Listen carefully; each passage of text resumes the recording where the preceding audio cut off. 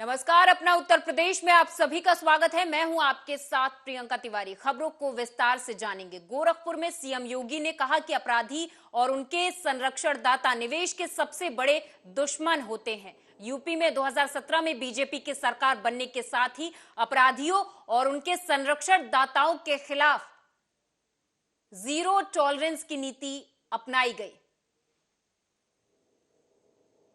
से विगत वर्ष ही एम्स का उद्घाटन हो चुका है और गोरखपुर एम्स गोरखपुर की जनता को बेहतर स्वास्थ्य की सुविधा उपलब्ध करवा रहा है। गोरखपुर में हजारों चिकित्सक वर्तमान में बेहतरीन स्वास्थ्य की सुविधा के साथ जुड़े हुए हैं। गोरखपुर आज हेल्थ और एजुकेशन का ही हब नहीं है। मैं तो इस बात को मानता हूं कि पूर्वी उत्तर प्रदेश के रोजगार और व्यवसाय का भी एक प्रमुख केंद्र गोरखपुर बनकर के उभरा है। पटना और लखनऊ के बीच में दवा की सबसे बड़ी मंडी गोरखपुर है। गोरखपुर किराना की सबसे बड़ी मंडी है। गोरखपुर में पूर्वी उत्तर प्रदेश के सबसे अधिक उद्योग वर्तमान में लगने की ओर अग्रसर हैं। अपनी इन संभावनाओं को आगे बढ़ाने के लिए उस प्रकार का माहौल। तो वहीं योगी सरकार में कुछ लोग ऐसे भी हैं जो हिंदुवादी नेता बनकर रौब झाड़ते हैं। आगरा से ऐसा ही एक वीडियो सामने आया है जहां गोविंद पराशर नाम का शख्स खुद को हिंदुवादी संगठन का फायर ब्रांड नेता बताता है। दरअसल बुधवार को आगरा जिले मुख्यालय पर गोविंद पराशर बैनर और कुछ लोगों के साथ प्रदर्शन करने पहुंचा।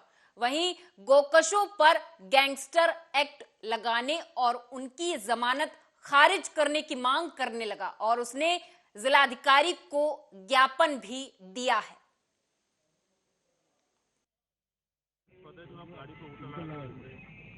ऐसा कौन सा पद है आपको? ये राष्ट्रीय हिंदू परिषद भारत के राष्ट्रीय अध्यक्ष है।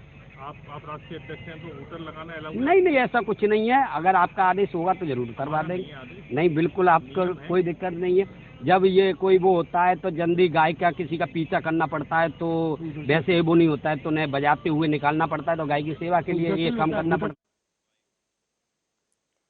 गोरखपुर औद्योगिक विकास प्राधिकरण यानी गीडा के स्थापना समारोह में गीडा प्रबंधन ने कार्यक्रम को सफल बनाने के लिए भीड़ इकट्ठा की। इसके लिए जिले के औद्योगिक क्षेत्र के मजदूरों और स्कूली बच्चों को बुलाया गया था। कार्यक्रम के बाद इन्हें नाश्ते के पैकेट दिए जाने थे, लेकिन व्यवस्था ठीक न होने की वजह से अफरा तफरी मच गई और नाश्ते के पैकेट पर लूट मच गई।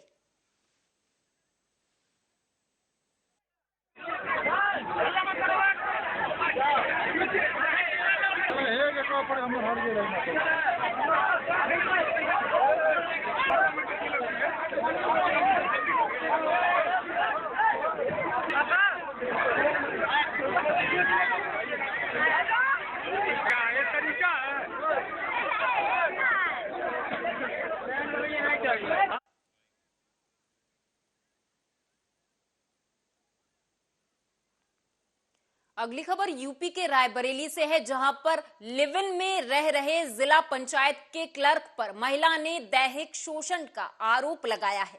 महिला की तहरीर पर पुलिस ने मुकदमा दर्ज कर लिया है। महिला का आरोप है कि युवक उसे कोतवाली इलाके के हनुमंतपुरम में एक कमरा लेकर उसके साथ रहता था। उसे 8 साल से शादी का झांसा देता था, उसके साथ शारीरिक संबंध बनाता रहा। अब महिला ने न्याय की गुहार लगाई है। के द्वारा एसपी ऑफिस में आके प्रार्थना पत्र दिया गया था कि उसका शारीरिक शोषण पिछले 8 वर्षों से अनिल कुमार श्रीवास्तव नामक व्यक्ति के द्वारा किया जा रहा है, जो कि जिला पंचायत में क्लर्क के पद पर काम कर रहे हैं। पीड़िता की तहरीर पर कोतवाली नगर में अभियोग पंजीकृत कर लिया गया है। अग्रिम विवेचनात्मक कार्रवाई प्रचलित है। महिला के द्वारा एसपी ऑफिस में आके प्रार्थना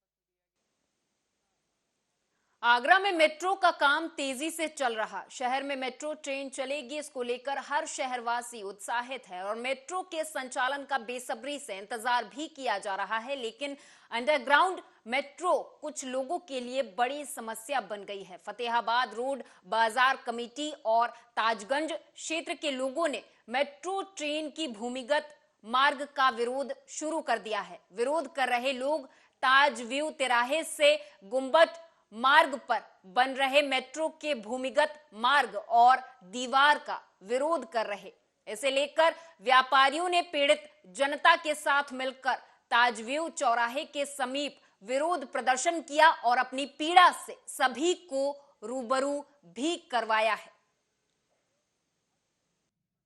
मेट्रो से हमें कोई दिक्कत नहीं है, लेकिन हमारे क्षेत्र में द्वेष बस साजिश और षड्यंत्र के तहत यहाँ भूमिगत मेट्रो का जो प्रस्तावित मार्ग है, जिसकी हम लोग आलोचना करते हैं। अगर ये भूमिगत मेट्रो मार्ग इस पर काम चला तो जहाँ मेट्रो भूमिगत होती है लगभग 500 मीटर तक दोनों तरफ बड़ी 15 फुट ऊंची दीवार लगाई जाती है। तो इस पूरे रास्ते पर दीवार लग जाएंगी। ये पुराने मोहल्ले हैं, प्राचीन मोहल्ले हैं और यहाँ कम से कम दसियों लाख लोग निवास करता है। ताजगंज में पुरानी मंडी चौराहा और ये गुम्बद का मुख्य मार्ग है। ये ताजगंज पे जाने वाला रास्ता है। ताजगंज वो क्षेत्र है जो ताजमहल को अपनी गोद में लेकर बैठा है। अगर यहाँ पर मेट्रो भूमिगत होती है तो 40 फुट जगह मेट्रो लाइन के लिए जाएगी और मात्र 15 फुट का ये सड़क रह जाएगा, जो आज 45 फुट का है। 45 फुट की सड़क पर ही हर समय जाम लगा रहता है और जब 15 फुट का सड़क रह जाएगा तो आप समझ लीजिए क्या स्थिति रहेगी। सामने स्कूल हैं, दोनों तरफ हॉस्पिटल हैं, दोनों। यूपी के रायबरेली में 2 मोटरसाइकिलों की आमने सामने जोरदार भिड़ंत हो गई तो वहीं 3 लोग गंभीर रूप से घायल हो गए हैं। आपको बता दें कि घटना महाराजगंज कोतवाली के सामने की है, जहां स्थानीय लोगों की मदद से घायलों को सीएचसी महाराजगंज लाया गया। बता दें आपको कि घायल की हालत गंभीर होने पर घायल को जिला अस्पताल के लिए रेफर कर दिया गया है।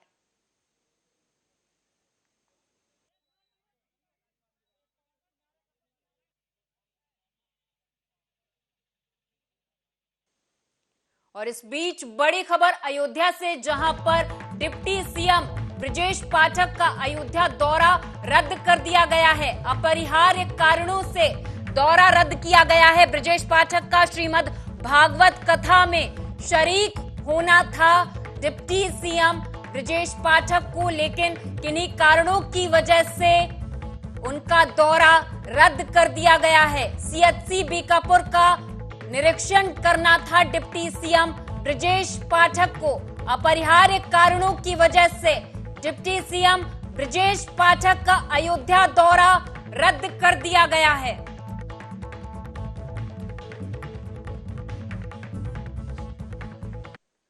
रायबरेली से खबर है, जहां पर अधिवक्ता ने संदिग्ध परिस्थितियों में फांसी लगा ली, जिससे उसकी मौके पर ही मौत हो गई। अधिवक्ता के पुत्र का कहना है कि पिताजी काफी दिनों से डिप्रेशन में थे और उनका इलाज चल रहा था। आज 4:30 बजे अपराह्न कोतवाली में सूचना प्राप्त हुई कि पुष्पेंद्र सिंह पुत्र शिवकरण, जो मूल रूप से लालगंज के निवासी वर्तमान समय में सुभाष नगर कोतवाली में रहते हैं, उनके द्वारा आत्महत्या कर ली गई है। सूचना पर तत्काल प्रभारी निरीक्षक कोतवाली के द्वारा घटनास्थल का निरीक्षण किया गया और फौरी सूचना प्राप्त कर अग्रिम विधिक कार्रवाई की जा रही है। इस प्रकरण में यह तथ्य भी प्रकाश में आया है कि जो पुष्पेंद्र थे वह डिप्रेशन। अलीगढ़ जिला कारागार की सुरक्षा और संवेदनशीलता पर उस वक्त सवाल खड़े होने लगे जब फेसबुक सोशल प्लेटफॉर्म पर एक मयंक सैनी नाम के अकाउंट के द्वारा जिला कारागार के भीतर बंद चल रहे संदीप हत्याकांड के आरोपियों के साथ की फोटो अपलोड कर वायरल की गई।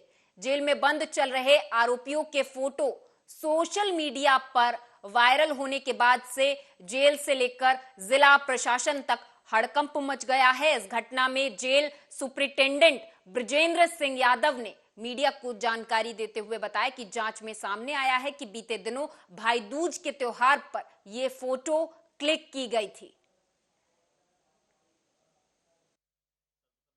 तो जो फोटो मैंग सैनी नाम के एक व्यक्ति द्वारा अपने फेसबुक आईडी पे अपलोड की गई है, वह मैंग सैनी 4 महीने पहले कारागार में निरुद्ध था। उसके द्वारा जो फोटोग्राफ अपलोड की गई है वो भाई दूज के पावन पर्व का कार्यक्रम कारागार में मनाया जा रहा था। उस दिन की ही वह फोटोग्राफ्स है। चूंकि कारागार का डीएलएसआर कैमरा खराब था, तो चरण स्टूडियो जो बंदी के मृत होने पर सामान्य रूप से कारागार में मृत बंदियों की वीडियोग्राफी फोटोग्राफी करने के लिए बुलाया जाता है, उस दिन उनको बुला दिया गया था कि कुछ फोटोग्राफ्स वो क्लिक कर लें। उन्हें ये नहीं पता था कि मुझे किसी इंडिविजुअल बंदी की फोटो नहीं खींचनी, उसने उसकी 1-2 फोटो क्लिक कर ली थी। और वह बंदी जब कारागार से दिनांक 18 नवंबर को अभी रिलीज हुआ है, तो वो रिलीज होने के उपरांत उनके पास से वो फोटो प्राप्त कर लिया था और फोटो प्राप्त करके 40 रुपए में उनको भुगतान किया। जैसा कि चरण स्टूडियो का जो मालिक है सनी, उन्होंने लिखित रूप में कारागार में अपना प्रस्तुतिकरण किया है और वह फोटो उनको बंदी को उनके द्वारा उपलब्ध। रायबरेली की शारदा नहर में लावारिस शव मिलने से हड़कंप मच गया है। दरअसल बताते चले कि लावारिस शव की सूचना मिलने पर पुलिस विभाग में हड़कंप मच गया। बता दें कि मामला मिल एरिया थाना क्षेत्र के अंतर्गत भटपुरवा के पास स्थित शारदा नहर में बने डैम का है, जहां आज सुबह स्थानीय लोगों के द्वारा पुलिस को सूचना दी गई कि नहर में एक लावारिस शव बह रहा है। स्थानीय लोगों की सूचना पर पुलिस मौके पर पहुंची। पुलिस ने घंटों की मशक्कत के बाद शारदा नहर से जब बाहर निकाला, लेकिन खोल कर देखा तो उसमें शव न होकर सिर्फ साड़ी थी और उसे ही सभी ग्रामीण शव समझ रहे थे। ये लावारिस बॉडी की जानकारी मिली थी, प्रशासन को सूचना दिया गया। प्रशासन मौके पे आई और उसकी जांच किया तो उस पर सरपट और एक खुदिया लिखा। सीतापुर से अगली खबर है। बता दें कि खेलकूद प्रतियोगिता का आयोजन किया गया, जिसमें वार्षिक खेलकूद प्रतियोगिता में खो खो, बैडमिंटन, कबड्डी और दौड़ प्रतियोगिता का आयोजन किया गया। इस दौरान कई गणमान्य लोग मौजूद रहे।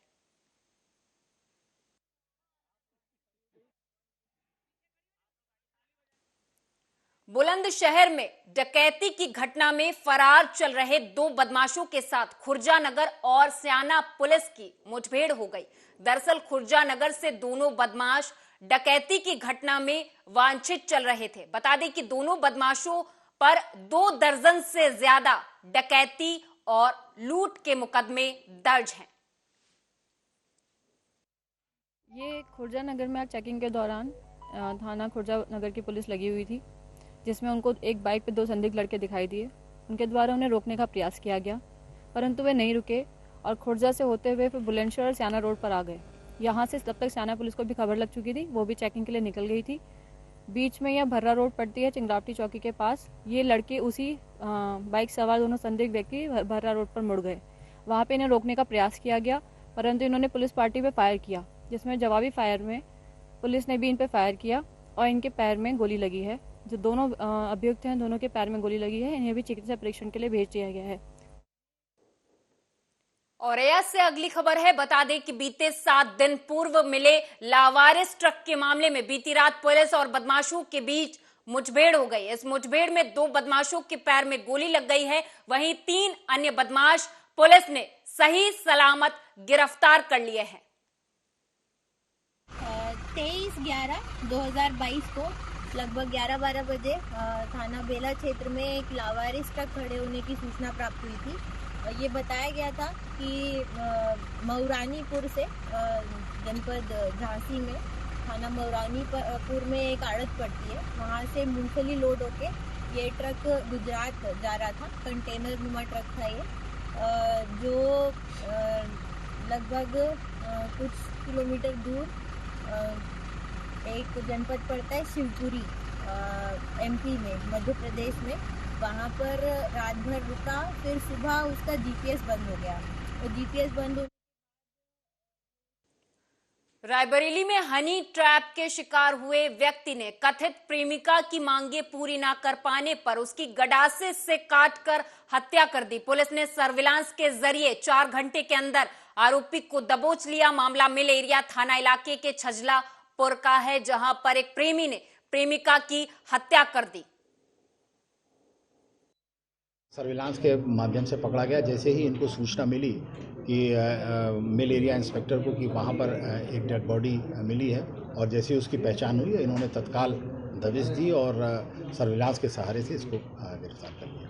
सर्विलांस के माध्यम से पकड़ा गया। जैसे ही इनको सूचना मिली कि मिल एरिया इंस्पेक्टर को कि वहाँ पर रायबरेली जिले में स्वच्छ भारत मिशन के तहत क्षेत्र में आम लोगों के उपयोग के लिए बना सामुदायिक शौचालय विभागीय उदासीनता का शिकार बनकर रह गया। इन शौचालयों में हमेशा ताले लटके रहते हैं, जिस कारण लोगों को विवश होकर जहां तहां शौच करना पड़ रहा है। जनपद के सराय बैरिहा खेड़ा गांव में आम लोगों के उपयोग के लिए लाखों रुपए की लागत से शौचालय का निर्माण तो किया गया, लेकिन शौचालयों का निर्माण आम लोगों को ध्यान में रखते हुए बनवाए गए थे, जिनका उपयोग गांव के लोग कर सकेंगे। लेकिन शौचालय बनकर तैयार है, उसमें ताले लटके रहते हैं।